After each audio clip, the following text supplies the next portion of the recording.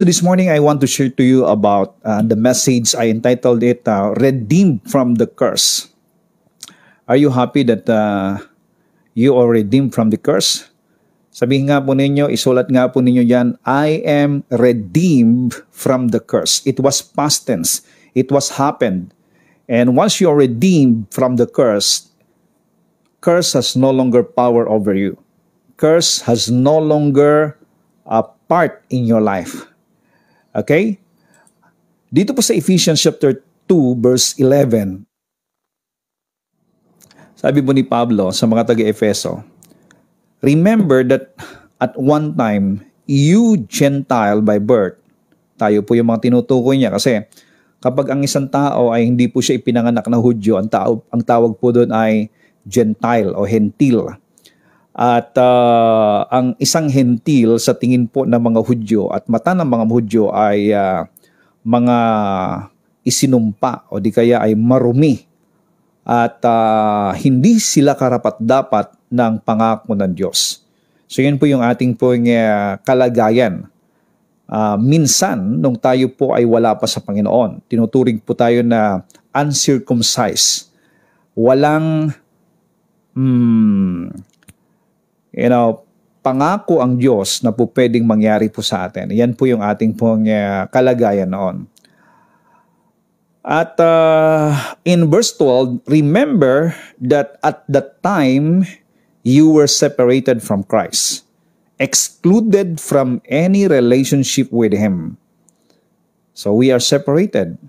That is our status nung tayo po'y wala pa sa Panginoon. Alienated from the commonwealth of Israel, wala tayong bahagi, hiwalay po tayo. Okay? And strangers to the covenant of promise. No share in the sacred messianic promise and without knowledge of God's agreement. Wala tayong kaalam-alam. Estranghero tayo doon sa covenant ng Diyos. Yan po yung kalagayan natin noon, having no hope in His promise and in the world without God. Tayo po'y nabubuhay na walang Diyos noon. Bagamat meron po tayong tinatawag na Diyos pero hindi natin kilala ang Diyos na ating pong tinatawag. That is our status when we were not yet reconciled or united with our Lord Jesus Christ. You were, separated from God. You were alienated from the commonwealth, from the promises. You were strangers of the covenants of promise, and you have no hope. You have no God. In this world, we are without God. Yan po ang sinasabi ng Bible. But the good news is this, in verse 13, Ephesians chapter 2, but now, at this very moment, in Christ Jesus, you who once were so very far away from God have been brought near by the blood of Christ. I love that. Doon po sa ibang version, look at you now. Everything is new. Although you were once distant and far away from God, now you have been brought delightfully close to Him through the sacred blood of Jesus. You have actually been united to Christ. Wow, praise God. Nakukuha niyo po ba yung picture ng ating pong binabasa rito? Na tayo po'y dating nabubuhay na walang pag-asa, walang Diyos, hiwalay kay Kristo, walang bahagi at walang kinalaman sa mga pangako ng Diyos. Pero ngayon na tayo po ay na kay Kristo na, at this very moment, in Christ Jesus, you now been brought delightfully close to Him and united to Christ. What is then the benefits of being united in Christ? Ano po yun ang ating pong kapakinabangan ngayong tayo po ay nakipag-isa na sa ating Panginoong Yesus? Well, I want to give you this point. You are redeemed from the curse. Redeemed, past tense. According to Galatians chapter 3 verse 13, I love this verse. Christ paid the full price. Full price. Gaano man ito kadami. Actually, more than full price. More than your debt. Kung may utang kang halimbawang 1,000,000, ay higit pa sa 100,000,000 ang binayad ng Panginoon para ikaw ay lumaya. Christ paid the full price to set us free from the curse of the law. He absorbed the curse completely as He became a curse in our place. Praise God. Thank you, Jesus, for that. He absorbed the curse completely as He became a curse in our place. So yung pong ating pagkatubos mula sa sumpa ay hindi po ito libre. Libre sa atin. Tinanggap natin na walang parusa para sa atin. Pero meron pong nagdusa doon sa kasalanan natin. Meron pong ang ibinayad ng Panginoon ay hindi po basta parusa, kundi He was completely cursed because of your sin, because of my sin. So this is the beauty of this good news na siyang gusto ng Diyos na maintindihan at maunawaan ng lahat ng tao. You are redeemed from the curse. Kaya nga po, wag mo nang ulit-ulitin sa isipan mo na kapag ikaw ay naghihirap o kaya merong hindi magandang nangyayari sa'yo, o di kaya may sakit ka, sabi ng doktor, may sakit ka, sabi ng pakiramdam mo, sinusumpa ka ng Diyos. No.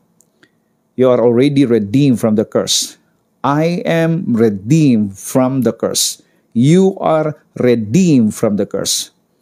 Verse 14, I love this. Jesus Christ dissolved the curse from our lives. Sulat nga po ninyo dyan. Ang ganda po ng pagkasabi, no? Jesus Christ dissolved the curse from our lives. Kumbaga sa ulap na makapal, maitim, nung na-dissolve, nawala na po siya. Hindi mo na makita. So that all the blessings of Abraham can be poured out upon Gentiles. Wow. Glory to God. See? This is good news. That curse is already been dissolved in your life. Kaya nga po, huwag kang magtaka kung napakarami pong mabubuting bagay na nangyayari ngayon sa buhay mo. Unexpected blessing. At kung meron namang hindi maganda na nangyayari sa buhay mo ngayon, maging sa iyong asawa, mga anak, pamilya, kapatid, huwag mong isipin na isinusumpa ka ng Diyos. Or that is a curse from God. Because the devil wants you to believe that you are still in curse. At pasinungalingan, ang sinasabi po ng Bible that we are already redeemed from the curse. It's so good to know and believe and confess every day of your life that you are redeemed from the curse. Kahit na merong pangit na nangyayari sa buhay mo. Jesus, who is not cursed, siya na hindi naisumpa, became cursed for us so that we who are not blessed might enjoy the blessing of God.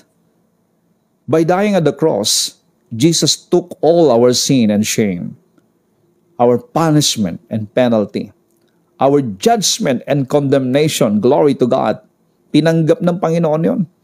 Lahat ng parusa. Nga po, para sa iba, yung pong mensaheng ito ay parang nagsasawa na yung iba, no? Akala nila, dapat iba naman, tungkol naman sa kung paano mapagpala. Kapatid, if you go back to the foundation of how you've been freed from curse, meaning, if the curse was taken, blessing is pouring out. Dumadaloy ang pagpapala. At minsan kung bakit hirap na hirap tayo kahit tayo nagbubuhay sa bukas na langit sapagkat hindi po bukas ang ating kaisipan. The devil is trying to enslave us in our thoughts and to live in the past and in, sa kasinungalingan. Alam niyo po ba kung ano yung kasinungalingan? Ang kasinungalingan ay kung pinapaniwalaan mo na ang Diyos ay galit pa rin sa iyo sa kabila ng ikaw ay nakipag-isa na kay Kristo. Kung pinapaniwalaan mo na ikaw ay nasa ilalim ng sumpa dahil sa mga pangit na nangyayari sa buhay mo, sa kabila ng ikaw ay nakipag-isa kay Kristo, yan po ay kasinungalingan. And the devil wants you to believe in that lie and to live in lie. Why? Because the devil doesn't want us to enjoy the finished work of our Lord Jesus Christ. You know what? By dying on the cross, Jesus took all our sin and shame. Lahat ng ating kahihiyan, lahat ng ating kasalanan, dinala po niya. At yung pong punishment natin at penalty ng ating kasalanan, yung judgment and condemnation, ay siya po ang tumanggap. Kaya every time I am reminded of this and I'm thinking of this, nagkakaroon po ako ng presko, sariwa, at brand new na pagkilala sa ginawa ng Panginoong Hesus dun sa cross. Nagkakaroon din po ako ng tunay na pagsambat pa sa salamat sa Diyos. At yung pag-ibig ng Diyos sa akin ay laging sariwa. Alam nyo, laging sariwa ang pag-ibig ng Diyos sa iyo kapag ikaw ay nakatuon at laging pinapasalamatan ang Diyos sa ginawa ng Panginoong Hesus doon sa krus ng Kalbaryo. Yun po yung tinatawag na first love. Yung iba, akala nila yung first love ay yung pong you are emotionally coming to God and binubugbog mo yung dibdib mo at humihingi ka ng tawad sa iyong mga kasalanan, at ipinapangako mo sa Diyos na magkaroon ka ng malinis na puso, lilinisin mo ang puso mo, para bang yun yung first love para sa kanila. Mga kapatid, emotion lang po yan. You cannot cleanse your heart by your cry or by your tears. Kasi po, hindi po nakakapaglinis yan ng kasalanan. Ang dapat po nating maunawaan ay eto. It is the blood of Jesus Christ that was shed at the cross of Calvary. Ang siyang naglinis sa ating mga kasalanan once and for all. Sabihin nga natin dyan, once and for all. Pag sinabing once and for all, wala na pong pangalawa pa na pag-aalay para sa ikalilinis ng kasalanan. Sapagkat yung alay na ginawa ng Panginoong Hesus, sapat na po yun. Hindi na po kinakailangan dagdagan pa. At ito'y sapat na hanggang ikaw ay nabubuhay at hanggang ikaw ay lumisan sa mundong ito o hanggang sa pagbabalik ng Panginoon. And not only that, hindi lang sapat para sa iyo, sapat para sa lahat ng tao and even to the next generation. Could you imagine if there are billions, how many billions of people in the world right now? Lahat ng taong nabubuhay, sapat ang dugo ng Panginoong Hesus na naglinis sa kanilang mga kasalanan. Wow! Glory! And this is the good news that God wants to be made known to all people so that they may acknowledge that the work of Jesus Christ at the cross, ang siyang tanging kaparaanan ng Panginoon. Tinanggap niya lahat ng parusa. He took our place of suffering so that today we will not have to suffer from what Jesus had already suffered from. Kapatid, this is the message that bring you closer to God, your mind be close to God, and your heart become ignited in loving God. Because every time the message of the cross being preached, the love of Christ or the love of God is preached. Tarinig po natin yon. Kapag naipapahayag, naipapangaral ang mensahe tungkol sa ginawa ni Kristo dun sa cross, na ipapahayag ang pag-ibig ng Diyos. And where the love of God is, there is the presence of God. And where the presence of God is, there is a miracle. There is healing taking place, there is breakthrough taking place, there is financial breakthrough taking place, there is wisdom coming into you, and there is strength in the inside of you. Hallelujah! The very source of all the good things that you want to experience in your life comes from hearing the message of what Jesus Christ done at the cross. Why? Because the cross is a curse breaker. Yan po yung nilagay ko kanina, no? Pakilagay nga po ninyo yan. The cross is a curse breaker. Siya ang nagsira ng lahat ng sumpa sa iyong buhay, sa iyong pamilya. Kaya kapatid, huwag mong paniwalaan ang kasinungalingan ng kaaway na ikaw ay isinusumpa sa ngayon dahil sa sitwasyon mong hindi maganda. You are already redeemed from the curse.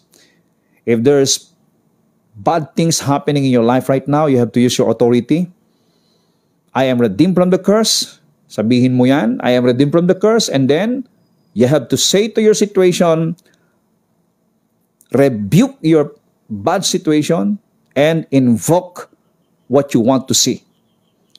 Invoke healing, invoke prosperity, invoke success in the name of Jesus.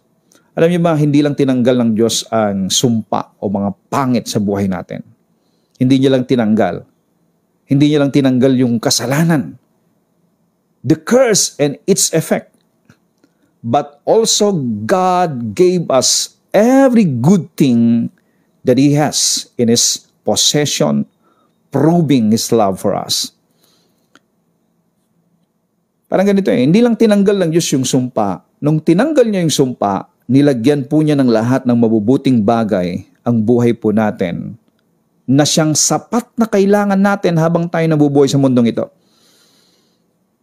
Kumbaga, kung ikaw ay mabubuhay ng 100 taon o 120 years na lang, isagad na natin. If you want to live 120 years here on earth, the Lord gave you a supply good for 1,000 years. Wow! Glory! Hallelujah! So, hindi mo kayang ubusin yun. 120 taon ka lang mabubuhay dito sa lupa, tapos ang binigay ng Diyos na supply sa iyo ay 1,000 years supply.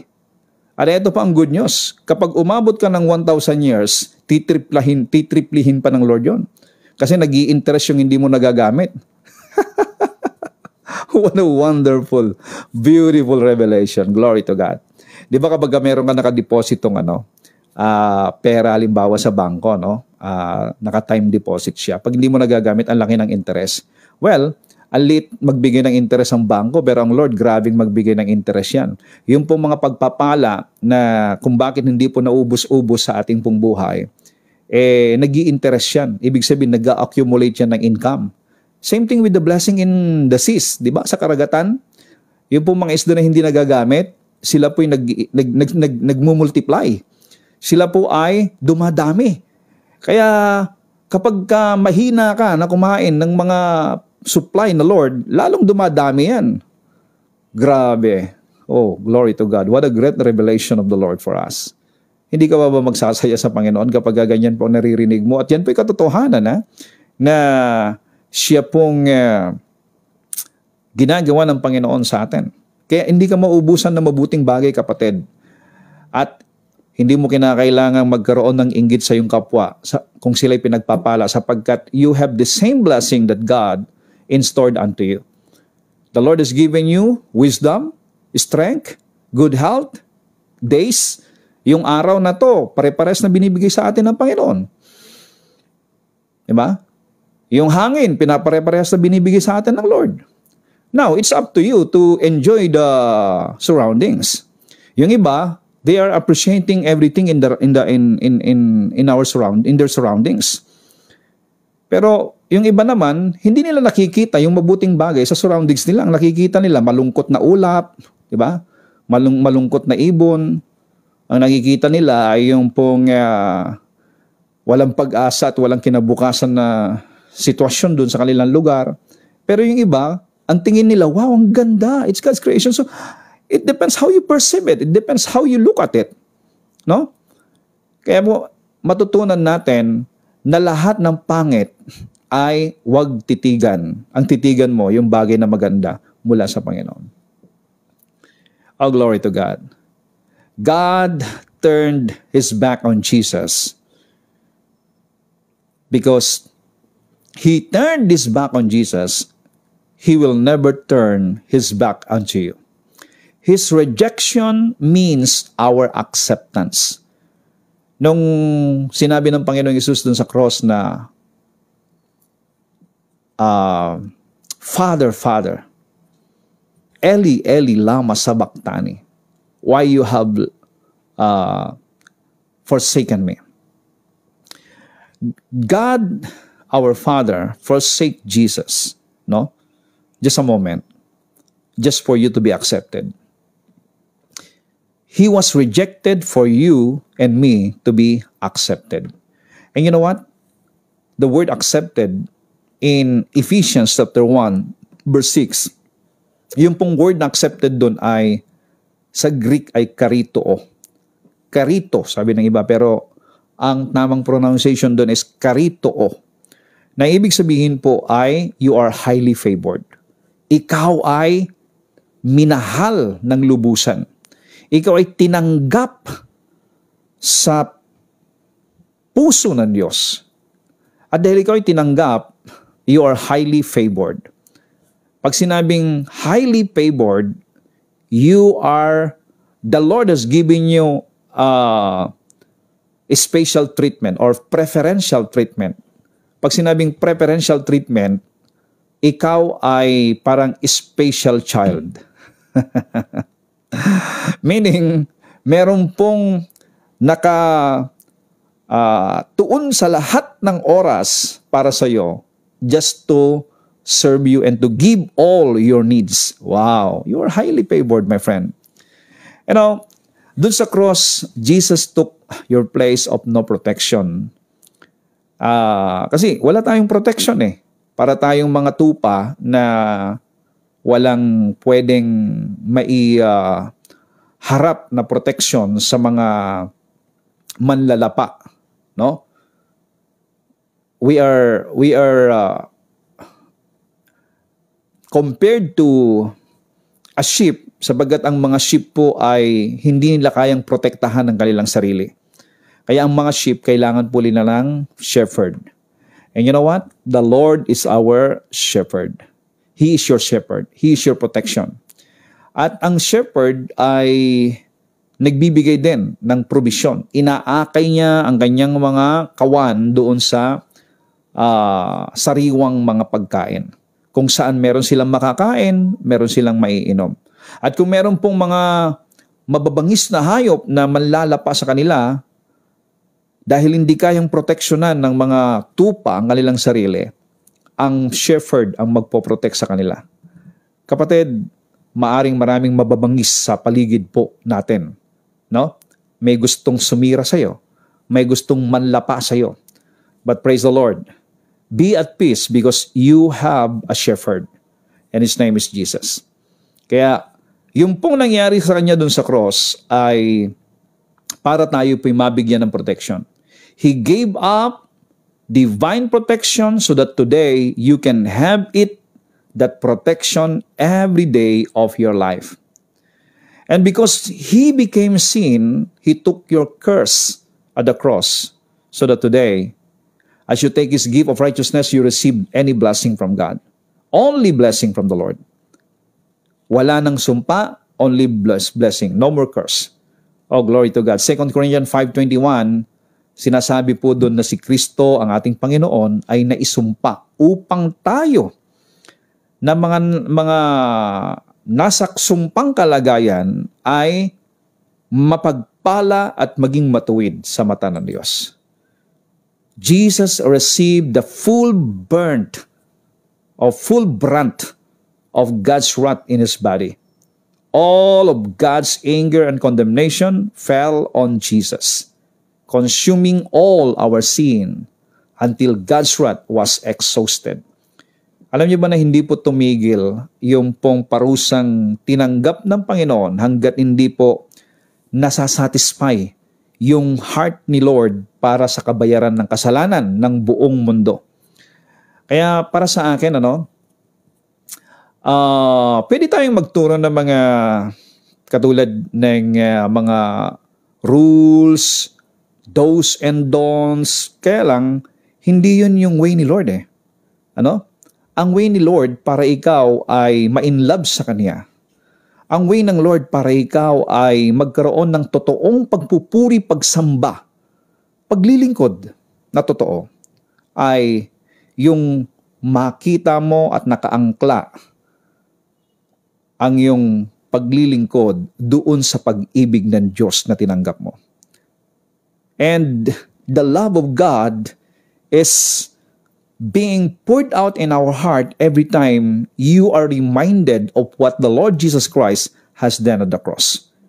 Tanging ang mensaheng ginawa ni Kristo doon sa cross ang siyang demonstrasyon ng dakila, kamangha-mangha, incomparable, unconditional love of the Father.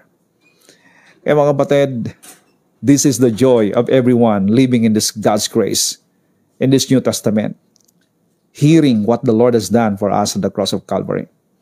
Oh, glory to God. What a beautiful message of the Lord for us every day. Kaya today, God is not angry or mad at you now.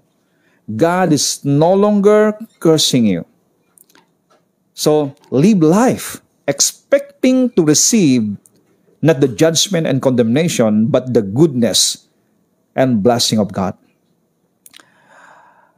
Pakisulat nga po ninyo yan. I am expecting the goodness and the blessing of God to take place in my life every day. I am expecting the goodness and blessing of God to take place or to manifest in my life every day. Why? Because God is no longer angry at you, my friend. The curse has already been taken. Galatians chapter 6 verse 14, I never boast, wag po tayong magyabang. Kung meron man tayong may pagyabang, ang ipagyayabang natin ay yung pong ginawa ng Panginoon. If you are blessed today, like for example, you are blessed with material things, with finances, you are blessed with your business, you are blessed with everything you have, don't boast in your own. Wag mong ipagmalaki na magaling kasi ako. Masipag kasi ako. Tumutok kasi ako, di ba? And then you are comparing yourself to others. It seems like the Lord loves you most or love you better than them. No. Kung bakit ka mahal ng Diyos, kung bakit ka napapagpala, ay lahat ng yan dahil sa ikaw ay nabubuhay sa bukas na langit dahil kay Kristo. So, don't ever boast of your own strength because your strength comes from God.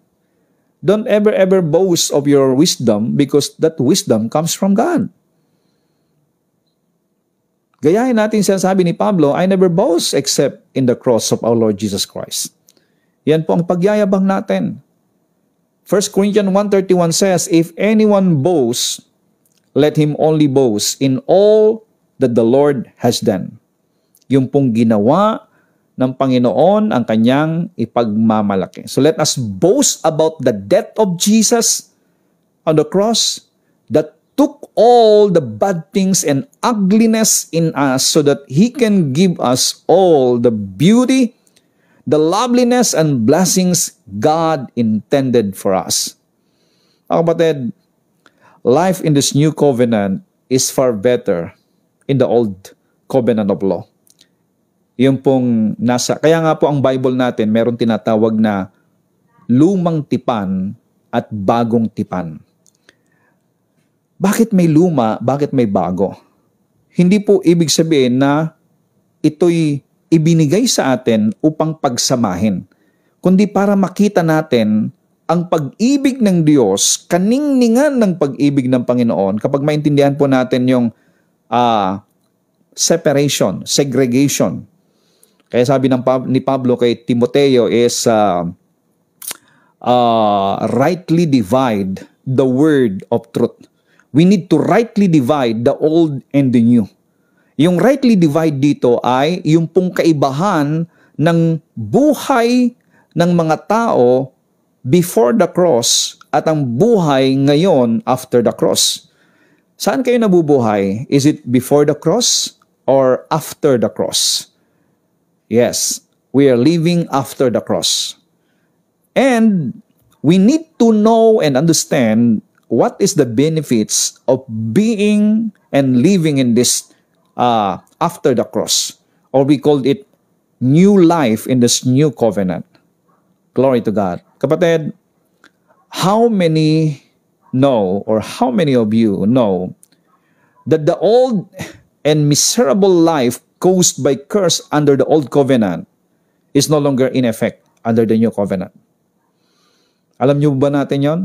Na yung pong mga sumpa sa ilalim ng batas, lalong-lalo na yung iba, ang dami pa rin mga hindi nakakaintindi, no? Na iba, some are, pastors, na ginagamit yung Deuteronomy 28, yung sumpa doon. They are using that curse in Deuteronomy 28 sa mga mananampalataya. Kaya yung mga mananampalataya, grabe, may epekto sa kanila kasi pinapaniwalaan nila eh.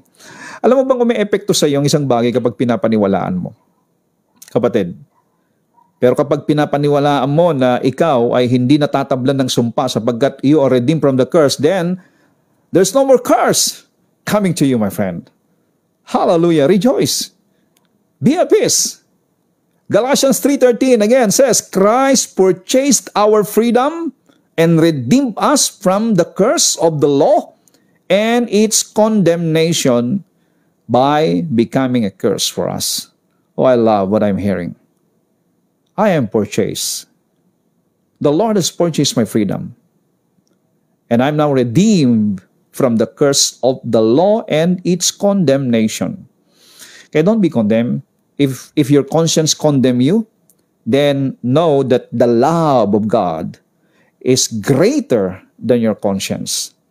God's love for you is greater than those conscience condemning you. So don't ever allow those negative words, even those words coming into your thoughts in your mind, it seems like God is far away from you. The Lord is mad at you or angry at you. Of course not. He's not mad at you. He's madly in love with you. Can you write it down? God is not mad at me, but He is madly in love with me. Okay? God is not mad at you. He is madly in love with you. Come on, declare it. God is not mad at me, but He is madly in love with me. So that's the reality, my friend. You are now redeemed from the curse.